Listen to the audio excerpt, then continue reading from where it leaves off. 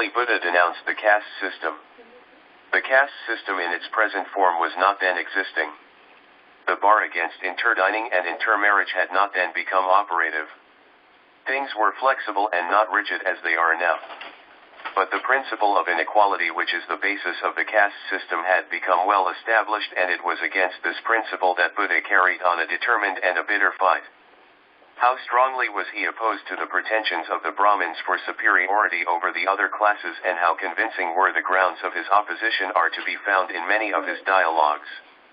The most important one of these is known as the Ambattha Sutta. Ambattha Sutta, a young Brahman's rudeness and an old one's faith. One thus have I heard.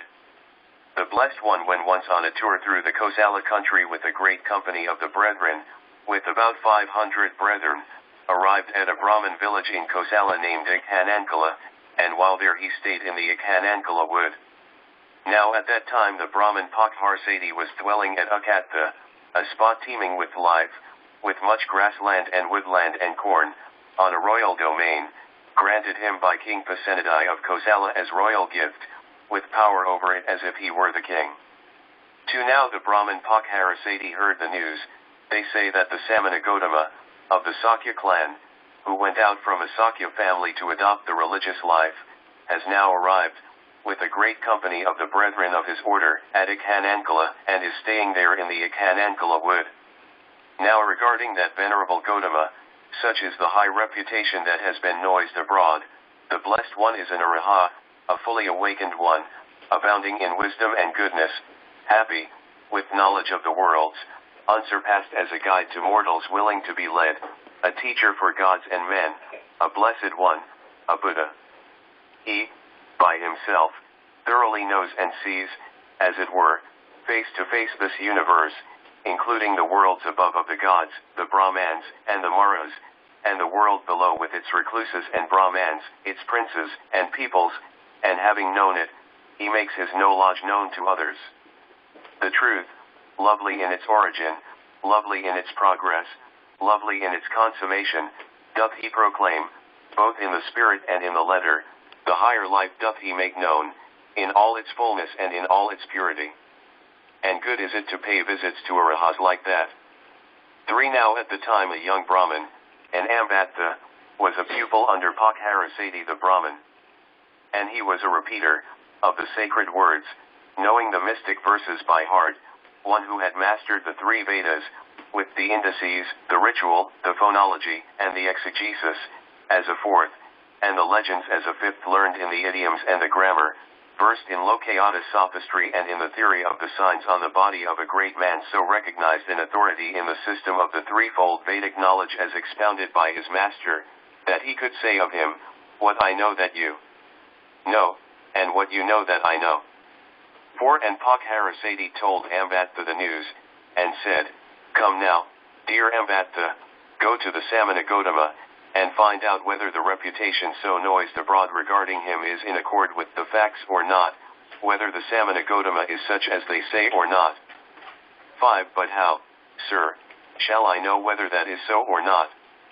There have been handed down, Ambatha, in our mystic verses 32 bodily signs of a great man, signs which, if a man has, he will become one of 2 things, and no other.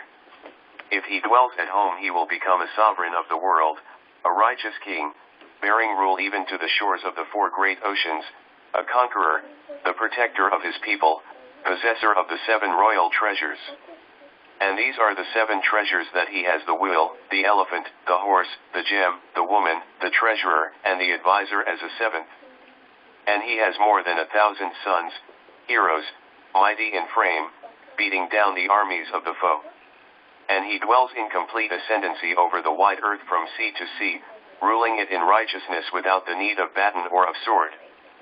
But if he go forth from the household life into the houseless state, then he will become a Buddha who removes the veil from the eyes of the world. Now I, Ambatha, am a giver of the mystic verses, you have received them from me. 6. Very good, sir, said Ambatha in reply, and rising from his seat and paying reverence to Pakharasi, he mounted a chariot drawn by Maras, and proceeded, with a retinue of young Brahmans, to the Kanhayanas wood. And when he had gone on in the chariot as far as the road was practicable for vehicles, he got down, and went on, into the park, on foot. 7 Now at that time a number of the brethren were walking up and down in the open air. And Ambatha went up to them, and said, Where may the venerable Gautama be lodging now? We have come hither to call upon him. 8 Then the brethren thought, This young Brahmin Ambatha is of distinguished family, and a pupil of the distinguished Brahman Pakharasi. The Blessed One will not find it difficult to hold conversation with such. And they said to Ambatha, Their Gautama is lodging, where the door is shut. Go quietly up and enter the porch gently, and give a cough, and knock on the crossbar. The Blessed One will open the door for you. 9 Then Ambatha did so. And the Blessed One opened the door, and Ambatha entered in. And the other young Brahmans also went in, and they exchanged with the Blessed One the greetings and compliments of politeness and courtesy, and took their seats. But Ambatha, walking about, said something or other of a civil kind in an offhand way, fidgeting about the while, or standing up, to the Blessed One sitting there. 10 And the Blessed One said to him, Is that the way, Ambatha, that you would hold converse with aged teachers, and teachers of your teachers well stricken in years, as you now do, moving about the while or standing, with me thus seated? 11 Certainly not, Gautama. It is proper to speak with a Brahmin as one goes along only when the Brahmin himself is walking and standing to a Brahmin who stands, and seated to a Brahmin who has taken his seat, or reclining to a Brahmin who reclines. But with shavelings, sham friars, menial black fellows, the offscouring of our kinsmen's heels with them I would talk as I now do to you.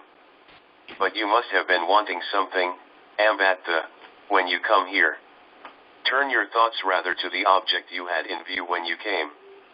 This young Brahmin Ambatha is ill-bred, though he prides himself on his culture. What can this come from except from want of training? 12 Then Ambatha was displeased and angry with the Blessed One at being called rude, and at the thought that the Blessed One was vexed with him. He said, scoffing, jeering, and sneering at the Blessed One, Rough is the Sakya breed of yours, Gautama, and rude, touchy is the Sakya breed of yours and violent. Menials, mere menials, they neither venerate, nor value, nor esteem, nor give gifts to, nor pay honor to Brahmans. That, Gautama, is neither fitting, nor is it seemly. Thus did the young Brahmin Ambatha for the first time charge the Sakyas with being menials. 13 But in what then, Ambatha, have the Sakyas given you offense? Once, Gautama, I had to go to Kapilvastu on some business or other of Pakharasi's, and went into the Sakyas Congress Hall. Now at that time there were a number of Sakyas, old and young, seated in the hall on grand seats, making merry, and joking together, nudging one another with their fingers, and for a truth, methinks, it was I myself that was the subject of their jokes, and not one of them even offered me a seat. That, Gautama, is neither fitting, nor is it seemly, that the Sakyas, menials, as they are, mere menials, should neither venerate, nor value, nor esteem, nor give gifts to, nor pay honor to Brahmans. Thus did the young Brahmin Ambatha for the second time charge the Sakyas with being menials. 14 Why a quail Ambatha, little hen bird tough sheepy, can say what she likes in her own nest. And there the Sakyas are at their own home, in Kapilvastu. It is not fitting for you to take offense at so trifling a thing. 15 There are these 4 grades, Gautama, the nobles, the Brahmans, the tradesfolk, and the work people. And of these 4, 3 the nobles, the tradesfolk, and work people are, verily, but attendants on the Brahmans. So, Gautama, that is neither fitting nor is it seemly, that the Sakyas, menials as they are, mere menials should neither venerate, nor value, nor esteem, nor give gifts to, nor pay honor to the Brahmans. Thus did the young Brahmin Ambatha for the third time charge the Sakyas with being menials. 16 Then the Blessed One thought thus this Ambatha is very set on humbling the Sakyas with his charge of service origin. What if I were to ask him as to his own lineage? And he said to him, and what family do you then, Ambatha, belong to? Yes, but if one were to follow up your ancient name and lineage, Ambatha, on the father's and the mother's side, it would appear that the Sakyas were once your masters, and that you are the offspring of one of their slave girls. But the Sakyas trace their line back to Okaka the kings. Long ago, Ambatha, King Okaka, wanting to divert the succession in favor of the son of his favorite queen, banished his elder children Okamuka, Karanda, Hathanika, and Sinipura from the land. And being thus banished, they took up their dwelling on the slopes of the Himalaya, on the borders of a lake where a mighty oak tree grew. And through fear of injuring the purity of their line, they intermarried with their sisters. Now Okaka the king asked the ministers at his court, where, sirs, are the children now? There is a spot, sire, on the slopes of the Himalaya. There grows a mighty oak, Sako. There do they dwell. And lest they should injure the purity of their line, they have married their own, Sakahi, sisters. Then did Okaka the king burst forth in admiration, hearts of oak, Sakya, are those young fellows. Right well they hold their own, Paramisakya. That is the reason, Ambatha, why they are known as Sakyas. Now Okaka had slave girl called Disa. She gave birth to a black baby. And no sooner was it born than the little black thing said, wash me, mother. Bathe me, mother. Set me free, mother of this dirt. So shall I be of use to you. Now, just as now, Ambatha, people call devils, so then they called devils, black fellows, Kanhi. And they said, this fellow spoke as soon as he was born.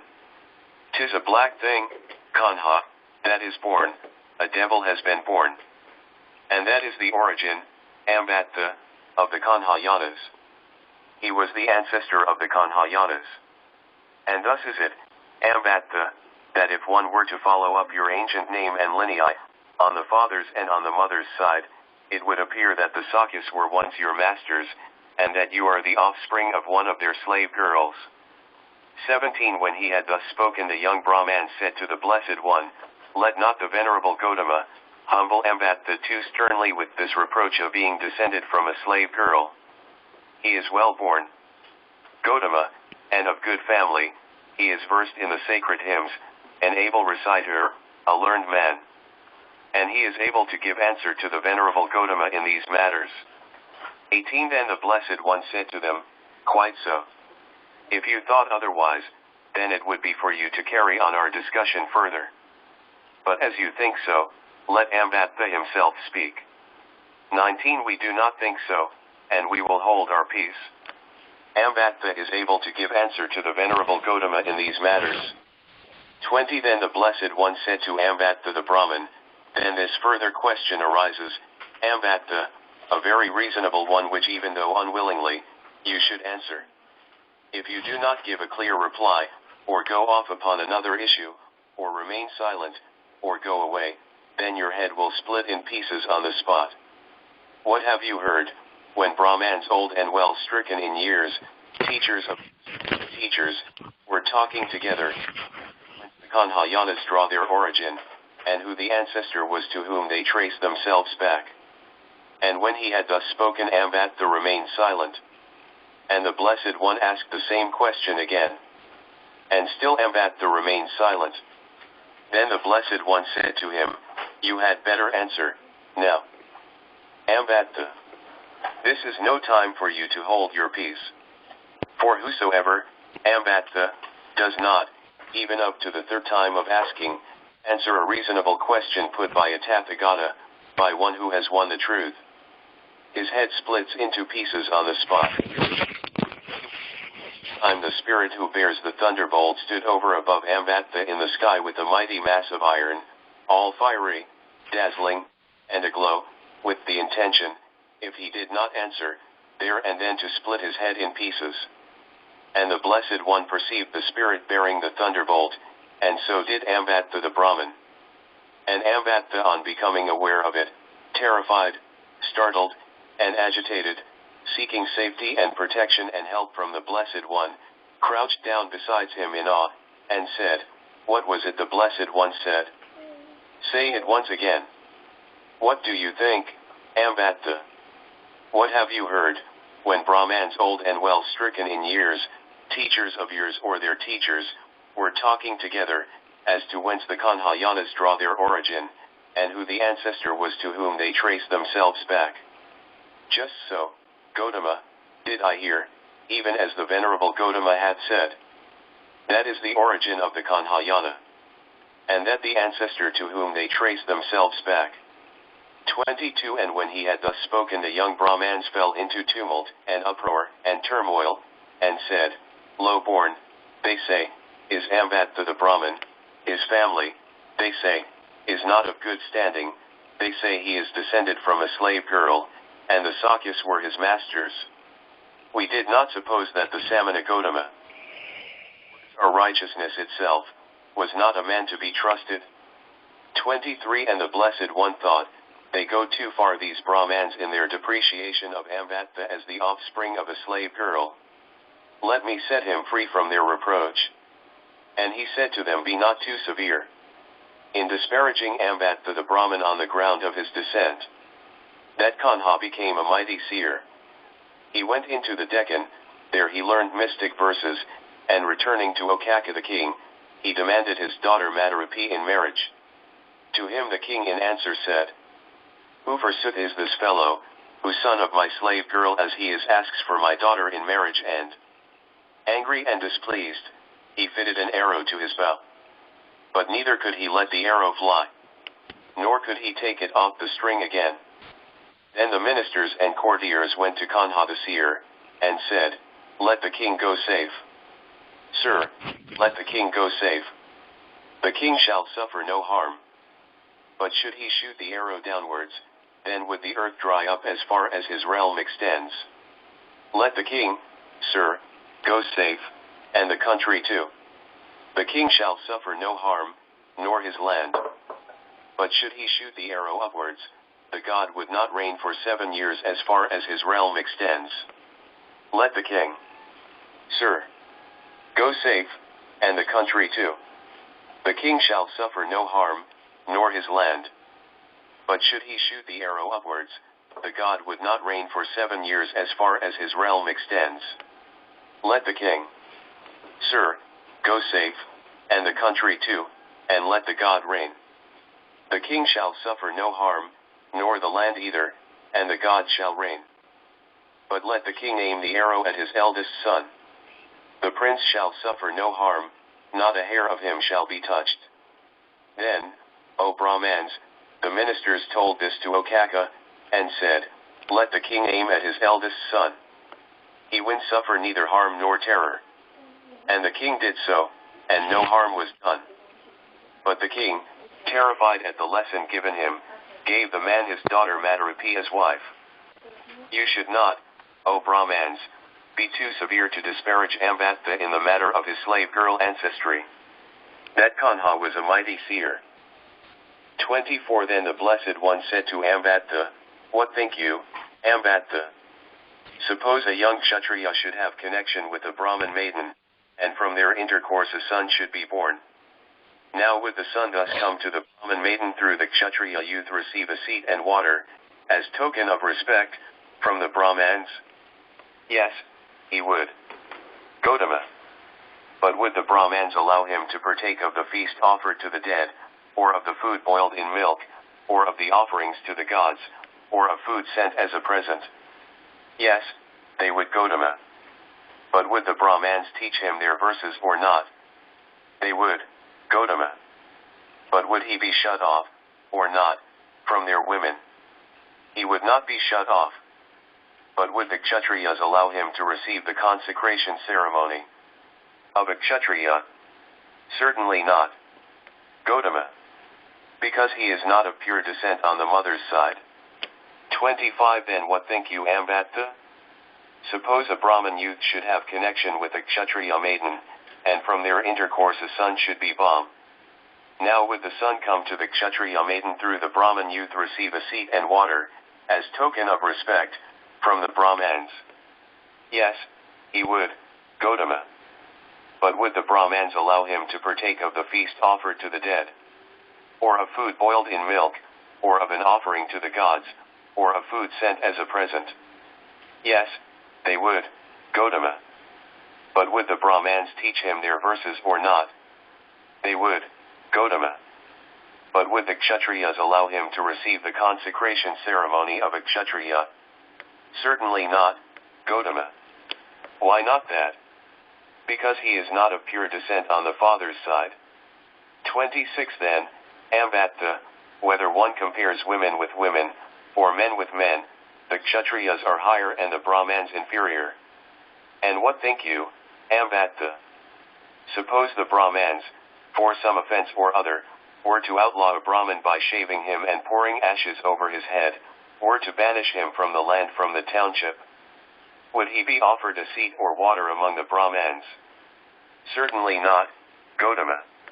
Or would the Brahmans allow him to partake of the food offered to the dead, or of the food boiled in milk, or of the offerings to the gods, or of food sent as a present?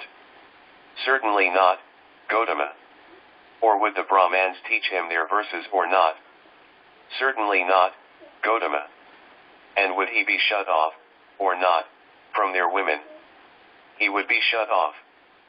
27 But what think you, Ambatha?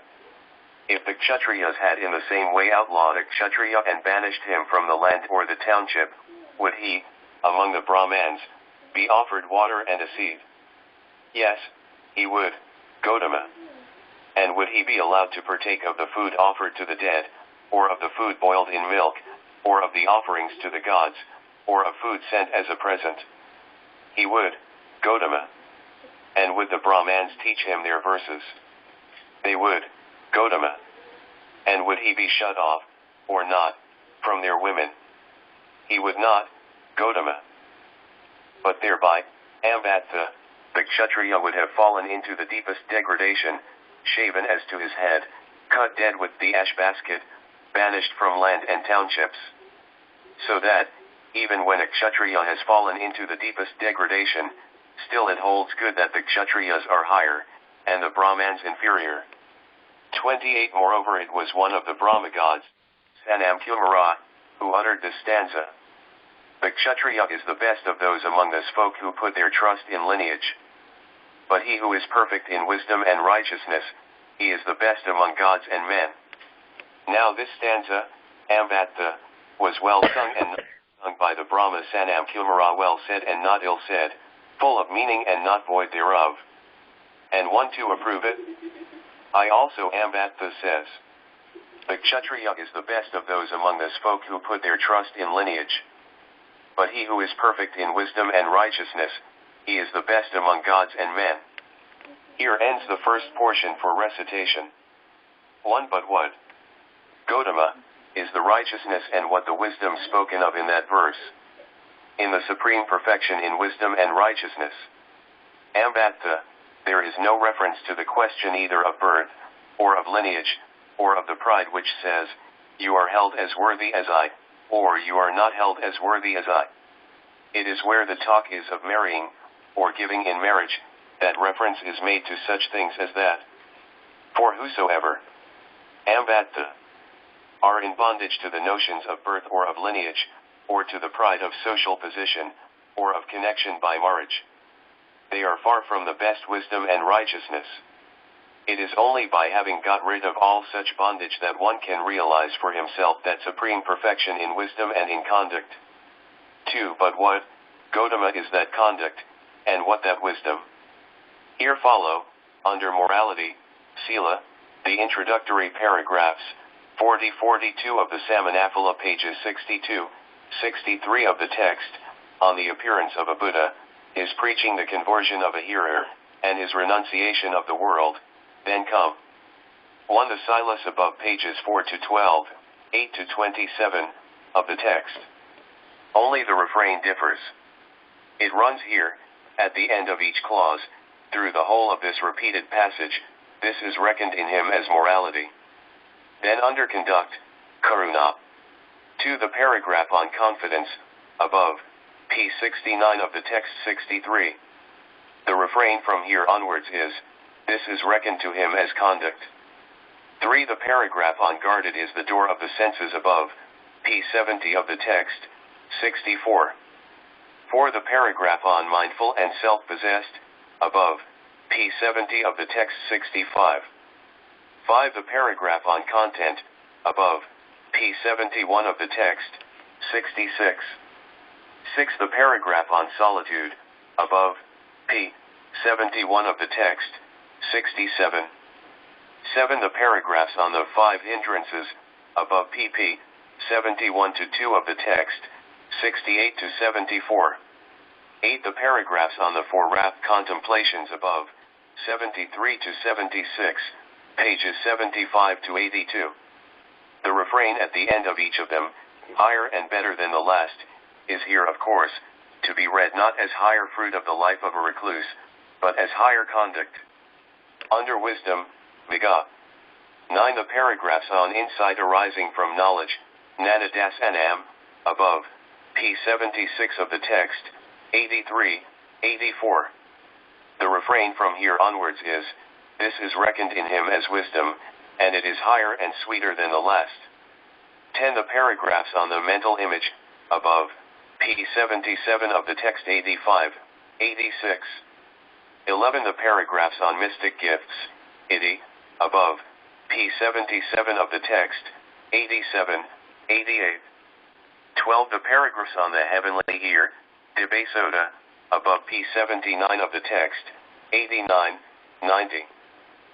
13. The paragraphs on knowledge of the hearts of others, Cato Pariyananam, above p. 79 of the text 91, 92.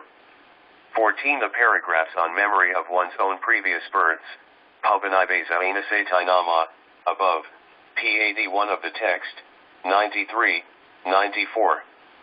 15. The paragraph on the divine eye, Dibakaku, above, p. 82 of the text, 95, 96. 16. The paragraphs on the destruction of the deadly floods, Asavanam Kayananam, above, p. 83 of the text 97, 98. Such a man, Ambatha, is said to be perfect in wisdom, perfect in conduct, perfect in wisdom and conduct. And there is no other perfection in wisdom and conduct higher and sweeter than this. 3. Now, Ambatha, to this supreme perfection in wisdom and goodness there are 4 leakages. And what are the 4? In case, Ambatha, any recluse, or Brahmin, without having thoroughly attained unto the supreme perfection in wisdom and conduct, with his yoke on his shoulder, to carry fire sticks, a water pot, needles, and the rest of a mendicant friar's outfit, should plunge into the depths of the forest, vowing to himself, I will henceforth be one of those who live only on fruits that have fallen of themselves, then, verily, he turns that out worthy only to be a servant unto him that hath attained to wisdom and right soonest. And again, Ambatha, in case any recluse or Brahmin, without having thoroughly attained unto the supreme perfection in wisdom and conduct, and without having attained to living only on fruits fallen of themselves, taking a hoe and a basket with him, should plunge into the depths of the forest, vowing to himself, I will henceforth be one of those who live only on bulbs and roots of fruits. Then, verily he turns out worthy only to be a servant unto him who hath attained to wisdom and righteousness. And again, Ambatha, in case any recluse or Brahmin, without having thoroughly attained unto the supreme perfection in wisdom and conduct, and without having attained to living only on fruits fallen of themselves, and without having attained to living only on bulbs and roots and fruits, should build himself a fire's shrine near the boundaries of some village or some town, and there dwell serving the fire god, then, verily he turns out worthy only to be a servant unto him that hath attained to wisdom and righteousness. And again, Ambatha, in case any recluse or Brahmin, without having thoroughly attained unto the supreme perfection in wisdom and conduct, and without having attained to living only on fruits fallen of themselves, and without having attained to living only on bulbs and roots and fruits, and without having attained to serving the fire god, should build himself a 4-doored almshouse at a crossing where 4 high roads meet, and dwell there, saying to himself, whosoever, whether recluse or Brahmin, shall pass here, from either of these four directions, him will I entertain according to my ability and according to my power then, verily, he turns out worthy only to be a servant unto him who hath attained to wisdom and righteousness. These are the four leakages, Ambatha, to supreme perfection in righteousness and conduct. For now what think you? Ambatha. Have you, as one of a class of pupils under the same teacher, been instructed in the supreme perfection of wisdom and conduct? Not that, Gautama. How little is it that I can profess to have learned? How supreme this perfection of wisdom and conduct? Far is it from me to have been trained therein. Then what think you, Ambatha? Although you have not thoroughly attained unto the supreme perfection of wisdom and goodness, have you been trained to take the yoke upon your shoulders, and plunge into the depths of the forest as one who would fain observe the vow of living only on fruits fallen of themselves? Not even that, Gautama. Then what think you, Ambatha? Although you have not attained unto the supreme perfection of wisdom and goodness, nor have attained to living on fruits fallen of themselves, have you been trained to take hoe and basket, and plunge into the depths of the forest as one who would fain observe the vow of living only on bulbs and roots and fruits? Not even that, Gautama. Then what think you, Ambatha? Although you have not attained unto the supreme perfection of wisdom and goodness, and have not attained to living on fruits fallen of themselves, and have not attained to living on bulbs and roots and fruits, have you been taught to build yourself a fire shrine on the borders of some village or some town, and dwell there as one who would fain serve the fire god? Not even that, Gautama. Then what think you, Ambatha? Although you have not attained unto the supreme perfection of wisdom and goodness, and have not attained to living on fruits fallen of themselves, and have not attained to living on bulbs and roots and fruits, and have not attained to serving the fire god, have you been taught to build yourself a four-doored almshouse at a spot where four high roads cross, and dwell there as one who would fain observe the vow to entertain whosoever might pass that way, from any of the four directions, according to your ability and according to your power? Not even that, Gautama. 5. So then you, Ambatha, as a pupil, have fallen short of due training, not only in the supreme wisdom and conduct, but even in any one of the four leakages by which the complete attainment thereof is debarred. And your teacher too, the Brahman Pakharasi, has told you this saying, who are these shavelings, sham friars, menial black fellows, the offscouring of our kinsmen's heels, that they should claim converse with Brahmans versed in the threefold Vedic lore, he himself not having even fulfilled any one even of these lesser duties, which lead men to neglect the higher ones. See, Ambatha, how deeply your teacher the Brahman Pakharasi has herein done you wrong. 6. And the Brahman Pakharasi Ambatha is in the enjoyment of a grant from Pasenadi, the king of Kosala. But the king does not allow him to come into his presence. When he consults with him he speaks to him only from behind a curtain. How is it, Ambatha, that the very king, from whom he accepts this pure and lawful maintenance, King Pasendati of Kosala, does not admit him to his presence? See, Ambatha, how deeply your teacher the Brahman Pakharasi has herein done you wrong. 7. Now what think you, Ambatha? Suppose a king, either seated on the neck of his elephant or on the back of his horse, or standing on the futrug of his chariot, should discuss some resolution of state with his chiefs or princes, and suppose as he left the spot and stepped on one side, a workman, Sudra, or the slave of a workman should come up and, standing there, should discuss the matter, saying, Thus and thus said Pasendati the king. Although he should speak as the king might have spoken, or discuss as the king might have done, would he thereby be the king, or even as one of his officers? Certainly not, Gautama. 8. But just so, Ambatha, those ancient poets, rishis, of the Brahmans, the authors of the verses, the utterers of the verses whose ancient form of words so chanted, uttered, or composed the Brahmans of today chant over again and rehearse, intoning or reciting exactly as has been intoned or recited, to wit, Atheka, Vamika, Vamadeva, Yamataki, Angirasa, Bharadvaha, Vasetta, Vesamita, Kasapat, and Bhago. Though you can say, I as a pupil know by heart their verses that you should on that account by a rishi, or have attained to the state of a rishi, such a condition of things has no existence. 9. Now what think you, Ambatha? What have you heard when Brahmans, old and well stricken in years, teachers of years of their teachers, were talking together? Did those ancient rishis, whose verses you so chant over and repeat, parade about well groomed, perfumed, trimmed as to their hair and beard, adorned with garlands and gems, clad in white garments, in the full possession and enjoyment of the 5 pleasures of sense, as you, and your teacher too, do now? Not that, Gautama. Or did they live, as their food, on boiled rice of the best sorts, from which all the black specks had been sought out and removed, and flavored with sauces and curries of various kind, as you, and your teacher too do now?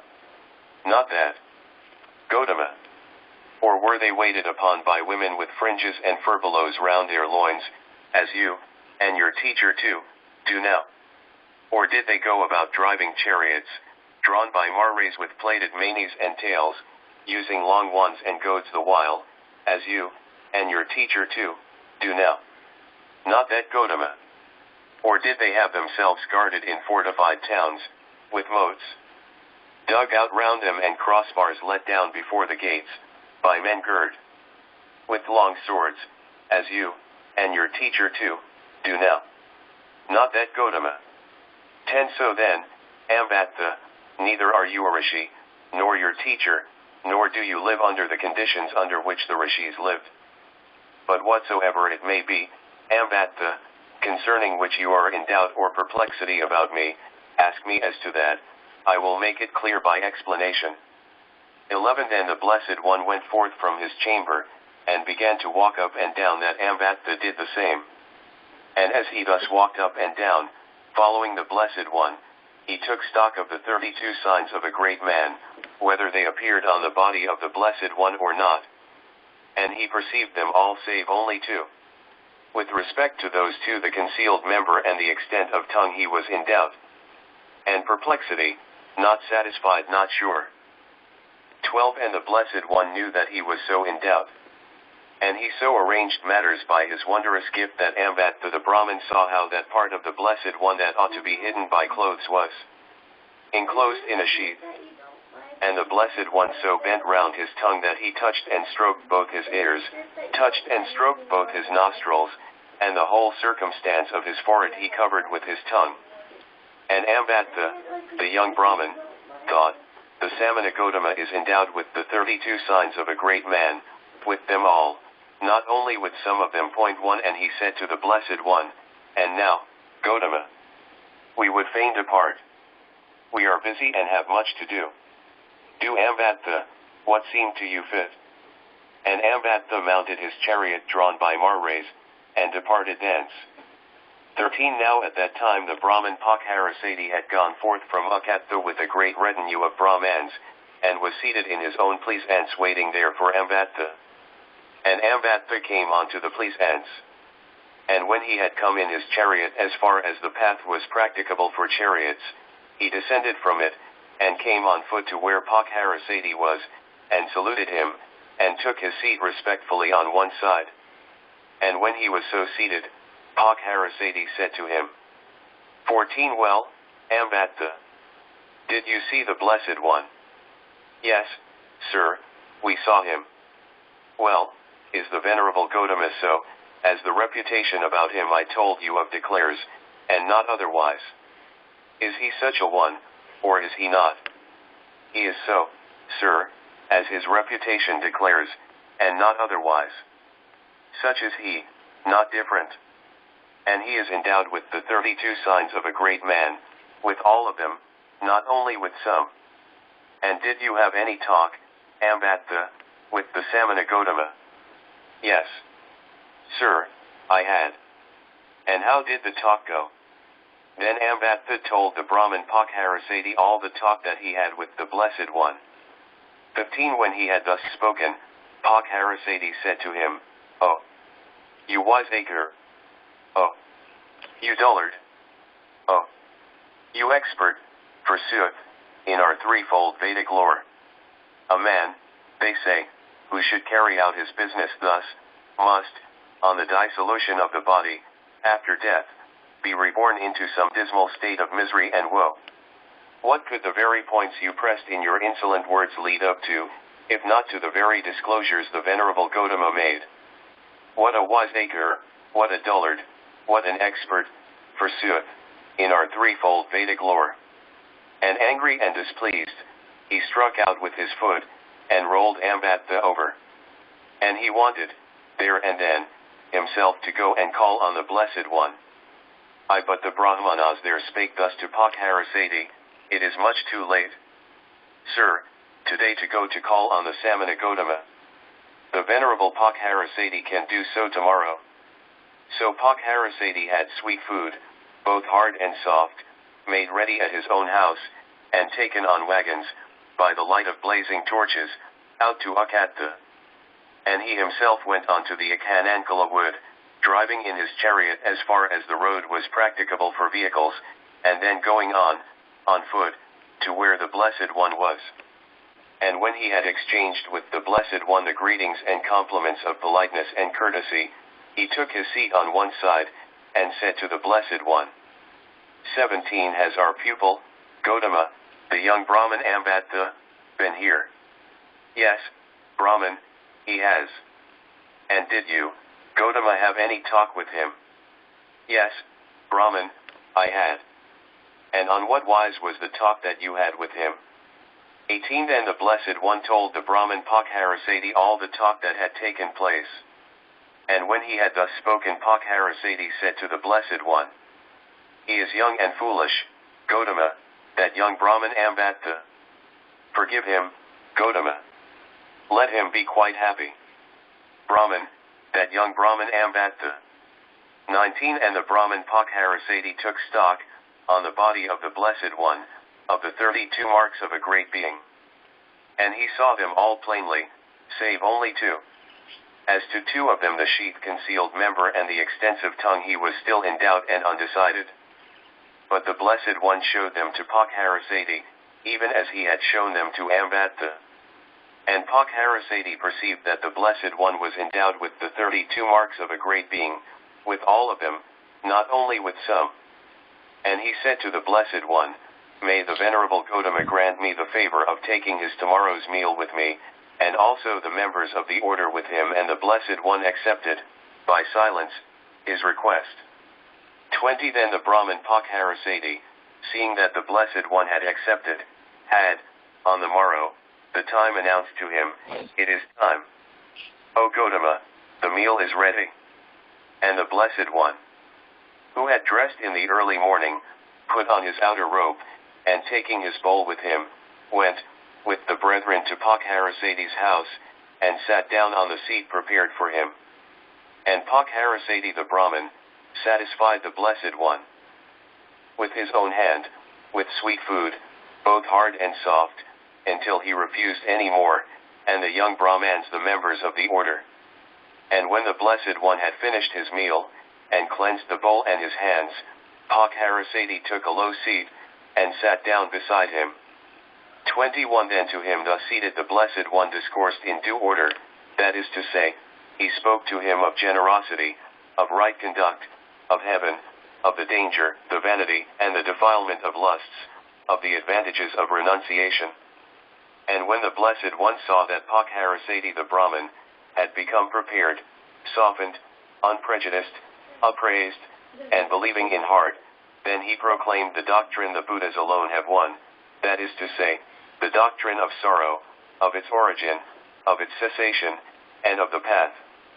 And just as a clean cloth from which all stain has been washed away will readily take the dye, just even so did Pakharasi the Brahmin obtain, even while sitting there, the pure and spotless eye for the truth, and he knew, whatsoever has a beginning in that is inherent also the necessity of dissolution. 22 And then the Brahmin Pakharasi, as one who had seen the truth, had mastered it, understood it, dived deep down into it, who had passed beyond doubt and put away perplexity and gained full confidence, who had become dependent on no other man for his knowledge of the teaching of the Master, addressed the Blessed One and said, Most excellent, O Gautama, are the words of thy mouth, most excellent. Just as if a man were to set up that which has been thrown down, or were to reveal that which has been hidden away, or were to point out the right road to him who has gone astray, or were to bring a light into the darkness so that those who had eyes could see external forms, just even so. Lord, has the truth been made known to me, in many a figure, by the Venerable Gautama. And I, O Gautama, with my sons, and my wife, and my people, and my companions, betake myself to the Venerable Gautama as my guide, to the truth, and to the order. May the Venerable Gautama accept me as a disciple, as one who, from this day forth, as long as life endures, has taken him as his guide. And just as the Venerable Gautama visits the families of others, his disciples, at Akatha, so let him visit mine. Whosoever there may be there, of Brahmans or their wives, who shall pay reverence to the Venerable Gautama, or stand up in his presence, or offer him a seat or water, or take delight in him, to him that will be for long, a cause of will and bliss. It is well. Brahman, what you say? Here ends the Ambattha Sutta. To summarize, I would say that initially how Ambatha, how his behavior was with Buddha, and how Buddha explained to him everything. It was really nice, a really nice way of all the questions that he asked, and how finally Ambatha understood everything. That wisdom and conduct are the two things that really make a person higher, not his birth, origin. That's what I understood. And how Pakharasi also became Gautama's disciple. So it was really nice, the whole part. Nicely, and also how after the marriage and they showed the name they carry, like the caste and all. Right. In the first part, like when they marry Kshatriya and Brahman, then that example was good too. That's right.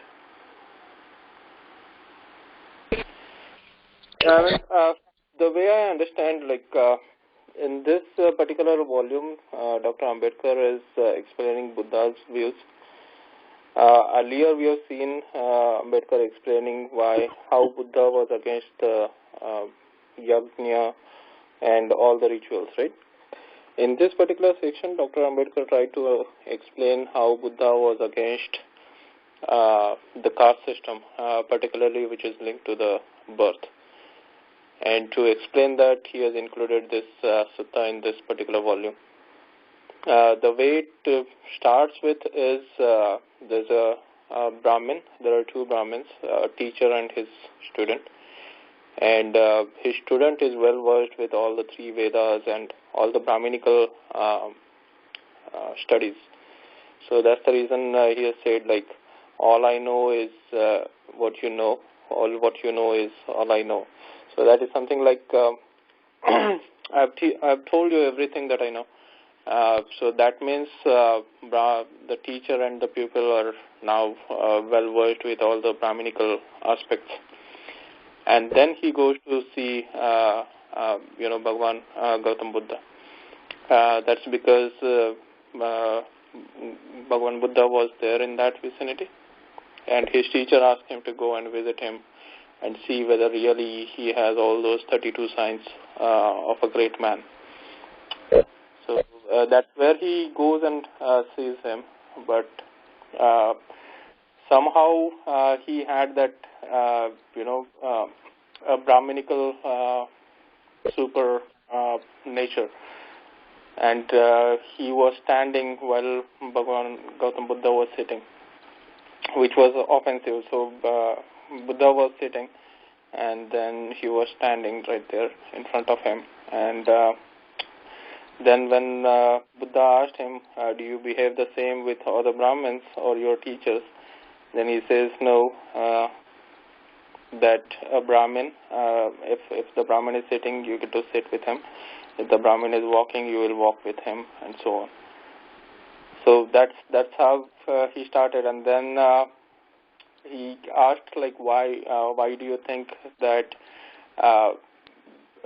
you can stand in front of me? And then he, gets annoyed. He thinks that, Bhagavan Buddha is trying to question him. And then he starts saying bad to Sakya clan, basically. He knows that Buddha is from Sakya clan. And he starts saying bad to the Sakya clan, saying that, they don't respect Brahmins, they don't give them food and respect, and so on. So then Buddha tells him about ask him, like, what is your clan? And then after asking him, he says that his clan is Kanha something. So then Bhagavan Buddha tells him that the history of his clan is basically he was a slave of a Sakyan king. So there is a Sakyan king.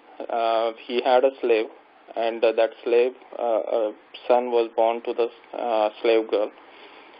Because he was black, looking like devil, they called him Kanha.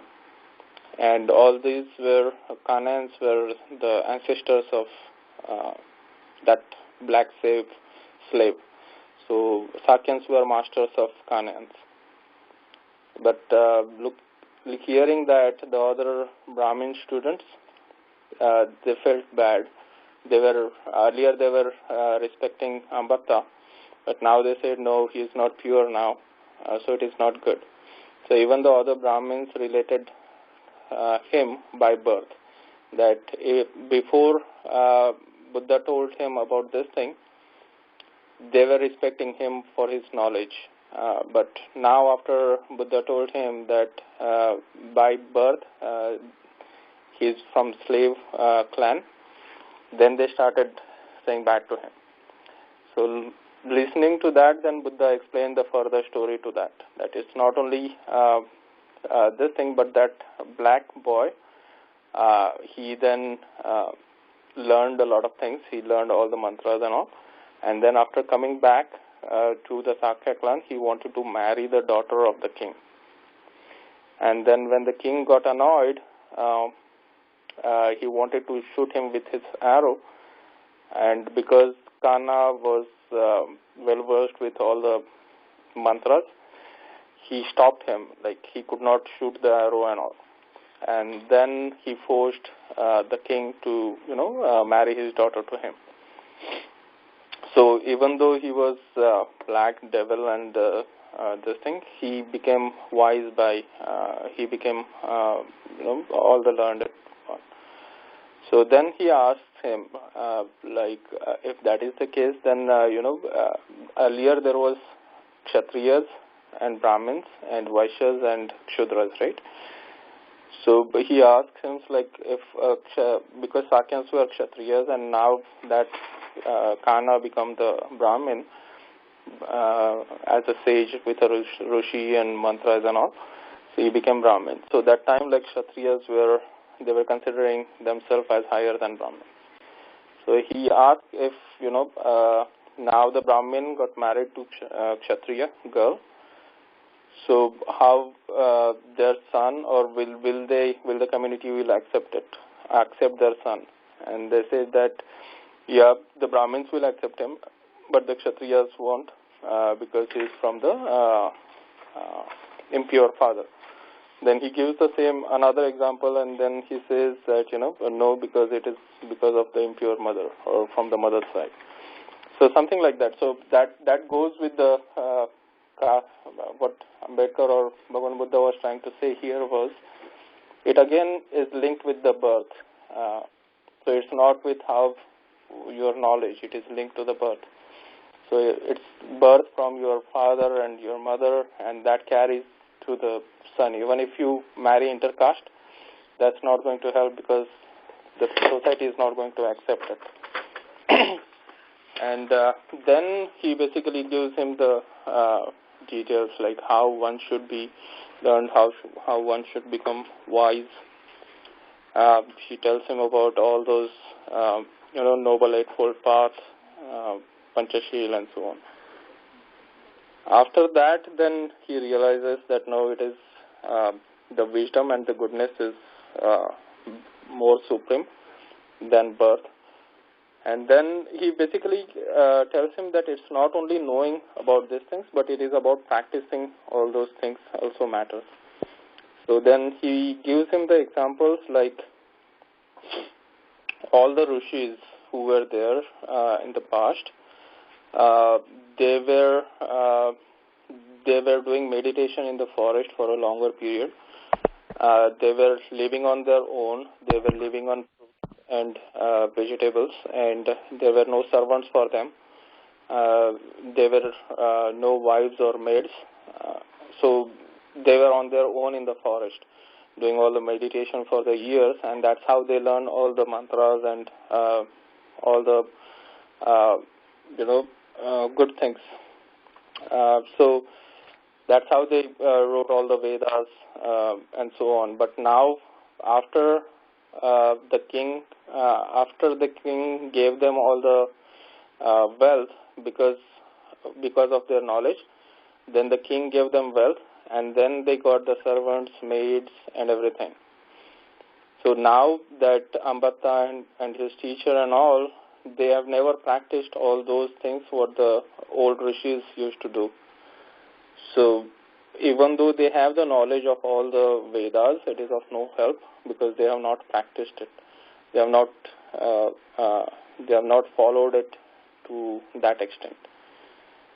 And that's the reason he gave those things like roots fallen, only fruits which are fallen, the bulbs and roots and other things, right?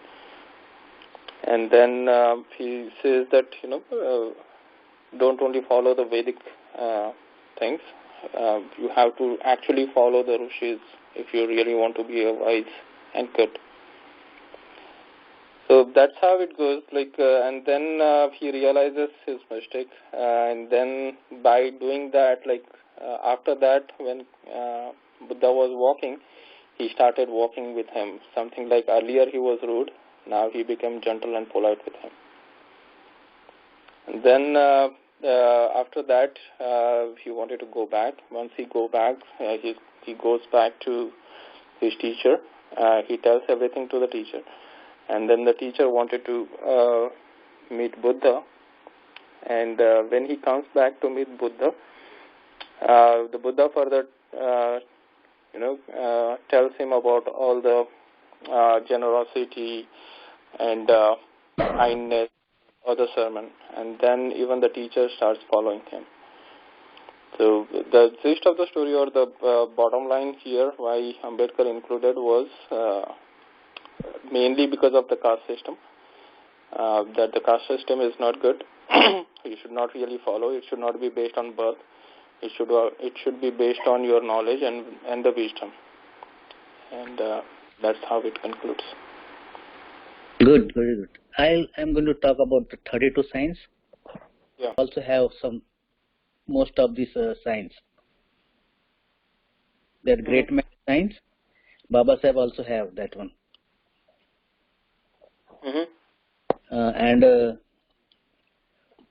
आणि तो सांगायचा की Babasaheb check करायचे सर्व science. तर त्यांना असं आभास होता की मी ग्रेट आहे म्हणून ते खूप मेहनत करायचे म्हणतात. खूप स्टडी करायचे आणि त्यांना माहित होतं की मी हे करू शकतो म्हणून. त्यांना असा विश्वास झाला होता म्हणतात. म्हणजे काही असंभव नाही आहे म्हणून ते इतके म्हणजे अभ्यास करायला लागले आणि इतकं काम केलं त्यांनी. Is the great man. आणि ते पाय फ्लॅट असतात ना, माझ्या भावाचे होते. तर त्याला नेव्हीमध्ये घेतलं नव्हतं. म्हणून मला माहिती आहे की काही सायन्स लोकांमध्ये असतात असे जे 32 आहेत ना, काही काही लोकांमध्ये काही काही सायन्स असतात तसे. सर्व सायन्स नसतात म्हणा, पण काही काही तर असतातच. केस लांब वगैरे, हात लांब, खूप सारे म्हणजे आपण बघतो आता नेहमीच्या लोकांमध्ये असतात. Right right. आणि ते बघ काही आपले लोक पण भांडतात की बुद्धाच्या डोक्यावर का बरं ते आहे फेटा वगैरे, राईट, फेटासारखं. बट इट इज 30 त्याच्यामध्ये आहे ते की तिथं असं उंचवटा राहते म्हणतात डोक्यावर त्यांच्या, त्यामुळे ते केस असे बांधून ठेवतात. ओके. काही लोक म्हणजे डिस्कस करतात की हिंदू लोकांनी बुद्धाला असं बनवलं म्हणून, पण तसं नाही आहे. ते उंचवटा राहते म्हणून ते केस ते असे गुंडाळून ठेवतात तिथं. साइन ऑफ ग्रेट मॅन आहे ते. Okay. Interesting. Feet, long slender fingers, pliant hands and feet, toes and fingers finely webbed, full-sized heels, arched insteps, thighs like a royal stag, hands reaching below the knees, well-retracted male organ, height and stretch of arms equal, every hair root dark-colored, body hair graceful and curly, golden-hued body, 10-foot aura around him, soft smooth skin, soles, palms, shoulders and crown of head well-rounded, area below armpits well-filled, lion-shaped body, body erect and upright, full round shoulders, 40 teeth, teeth white, even and close, 4 canine teeth pure white, jaw like a lion, saliva that improves the taste of all food, tongue long and broad, voice deep and resonant, eyes deep blue, eyelashes like a royal bull, white urna curl that emits light between eyebrows, fleshy protuberance on the crown of the head. Those are 32.